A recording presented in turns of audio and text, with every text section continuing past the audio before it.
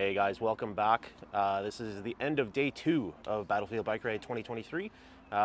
Today I've got somebody joining me. We got Phil here, who is the ride historian slash padre slash all different things. I'm not really sure anymore what he does exactly. But Phil, thanks for joining us. Oh, it's my pleasure. Awesome. So today was a little bit of an easier day. We did just shy of 70 kilometers because there was not a whole lot of things that were interesting to stop at today, which is kind of a good thing too, because it kind of leads us into why it wasn't super interesting. So Phil, I know you spoke to us earlier today quite a bit about the history of the area and what we're doing. Can you give us like a super brief overview as to why this stretch wasn't super interesting? Yeah, well, in this area right here of Italy, the Canadians had come through Artona, and because of the weather and the heavy opposition, and they ended up stopping not too far north of Artona, and the command decision was made to transfer the majority of the Canadians to just south of Rome so they could participate in the battle for the liberation of Rome. Oh, okay, that makes sense. Yeah, because Rome was the priority, right? Yeah, Rome was a big strategic objective of the Allies, because once they figured they got Rome, they could then advance further up and aid when D-Day come to have a threat from southern France as well. So get from multiple different angles. Yeah, that makes a lot of sense. So I know tomorrow's going to be a little bit of a busier day. We're going to Ancona tomorrow. Yeah. So that's going to be interesting. The war cemetery in Ancona is going to be one of our stops tomorrow. Outside of that, like anything leading up to that point, I know that's kind of the big one. Yeah, the whole area through here. So Ancona is really a collection cemetery. Many of them are. They directed of Commonwealth troops from a greater region.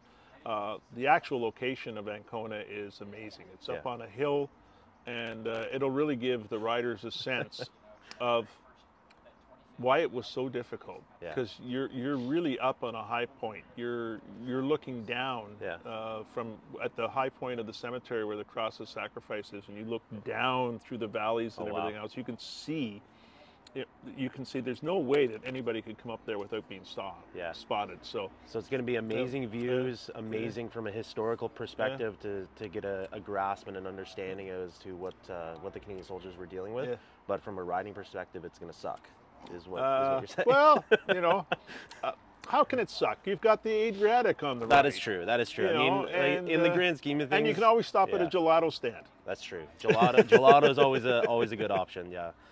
So just kind of wrap it up with your role. Like, I know that you're the padre, and I know that you're the historian for the ride, but more about your role with Wounded Warriors. So my role is I'm the Director of Health Services for Wounded Warriors Canada, which means that it is my job to oversee the delivery of all our programs, both our downstream treatment programs and our upstream education programs, from coast to coast in Canada that benefit veterans, first responders, and their families. Awesome. I mean, just this week while we're in Italy, we've completed Warriors Kids Camp just outside of Toronto. I saw that. We've completed 2 of our couples resiliency programs, which are our equine couples program. Nice. We've completed a trauma resiliency program. Yeah. So the funds that the riders are riding here are really having an impact back home. Nice. That's awesome. And then that's part of this whole process. Obviously, the fundraising aspect is huge, but this process